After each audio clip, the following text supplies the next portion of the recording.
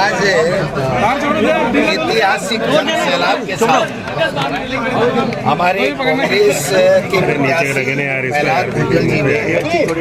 कोटा बूंदी लोकसभा क्षेत्र से नामांकन दाखिल किया है।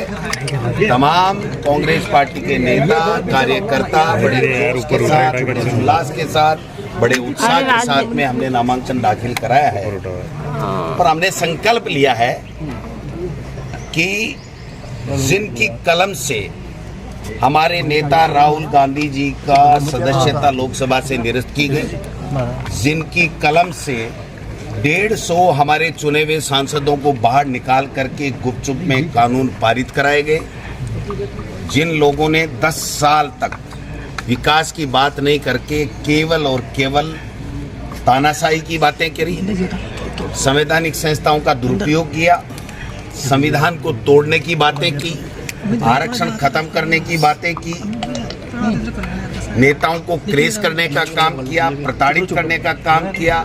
और जो हमारी सरकार ने 5 साल में अच्छी योजनाएं, जो जनहित की योजनाएं थी, उनको अब 4 महीने से बंद करने का काम कर रहे हैं। मोदी जी 70 साल का हिसाब मांगते हैं, लेकिन इस 10 साल का कोई हिसाब नहीं दे रहे हैं।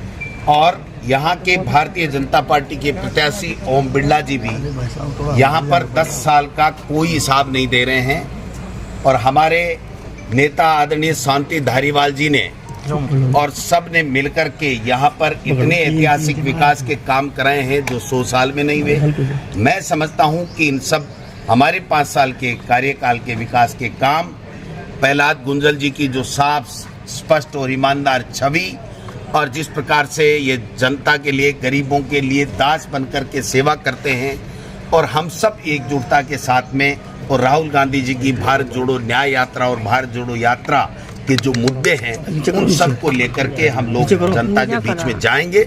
और जनता ने आज बता दिया है कि हम उस व्यक्ति के साथ में हैं, उस पार्टी के साथ में हैं जो 36 कौमों की बात करती है और जो विकास की बात करती है, सबको साथ लेकर के चलने की बात करती है, तोड़ने की बात नहीं करती है, क्रेश करने की बात नहीं करती है, संविधान को खत्म करने की बात नहीं करती है, संविधान को बरकरार रखने की बातें करती हैं और किसानों की समस्याओं को समाधान करने की बातें करती है। ऐसी पार्टी को हम यहाँ से जिता करके भेजेंगे। कल बहुत अंतर नजर आई, आप एकजुटता की बात करें। देखिए, ये घर की बात थी, जिला कांग्रेस कमेटी का था।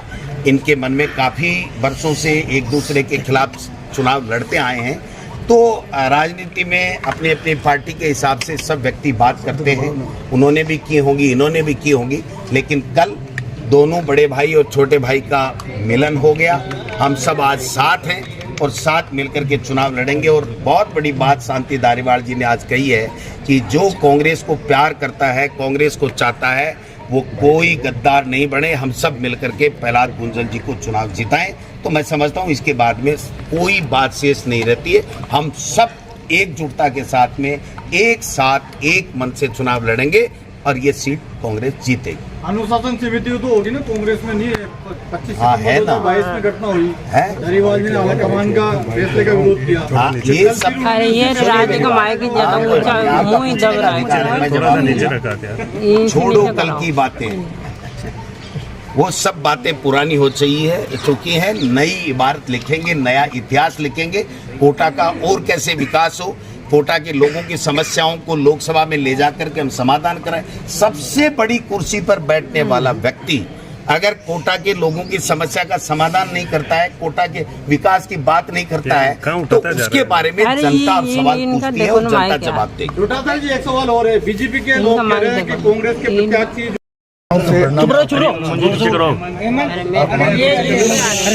कोटा बूंदी लोकसभा क्षेत्र, इस सीट को कांग्रेस पार्टी इस बार हर सूरत में जीतेगी। और पूछो ना बिरला जी से, वो छोटे भाई साहब और बड़े भाई साहब के फोटो कहाँ गायब हो गए? 5 साल तो परिवार की दादागिरी, परिवार का कब्जा, और आज भी बेचारे मंत्री और एमएलए, छोटे बड़े भाई, एमएलए, मिनिस्टर, विशिष्ट अतिथि अचानक शहर के होर्डिंगों से वो फोटो गायब हो गए और मोदी जी आ गए और मंदिर आ गया। दम है तो आओ, आपके चेहरों पर शहर को कितना भरोसा है? लड़का बताओ, 10 साल का सांसद रहे हो, आपने काम क्या किया, आपके चेहरे पर लोगों को भरोसा कितना हो गया, लगाओ ना चेहरे पे, चुनाव लड़ लो खुद आगे के। करने दो। मूल बिंदु क्या है आपके किन मुद्दों को लेकर आप चुनाव में मुद्दा तो बिरला जी का ही है। कांग्रेस पार्टी का अपना चुनाव का नेशनल एजेंडा है, वो तो है ही, पर यहाँ शहर में तो बिरला जी का मुद्दा है। मैंने थोड़ी कहा कि मैं 2019 के चुनाव के पहले एयरपोर्ट ला दूंगा और नहीं ला पाया तो बिरला एयरलाइंस चला दूंगा, और ये भी नहीं हुआ तो 19 नहीं लड़ूंगा। आप जरा पूछो ना बिरला जी से, 19 भी लड़ लिया और 24 लड़ने जा रहे हो, कहाँ है एयरपोर्ट? ये कोटा में कोचिंगों के बच्चे कागज के हवाई जहाज उड़ा रहे हैं बेचारे, के हमारे अभिभावक किसी में बैठ के आ जाए। बिरला जी का हवाई जहाज तो कहीं दिख नहीं रहा है। इसके अलावा क्या क्या प्रायोरिटी रहेगी सर? 10 साल से देश की पार्लियामेंट में कोटा की आवाज गौण है, सुषुप्त है। चंबल की आवाज, कोटा की आवाज। मैं कोटा की एक एक बात को पूरी ताकत और जिम्मेदारी के साथ देश की संसद में उठाऊंगा,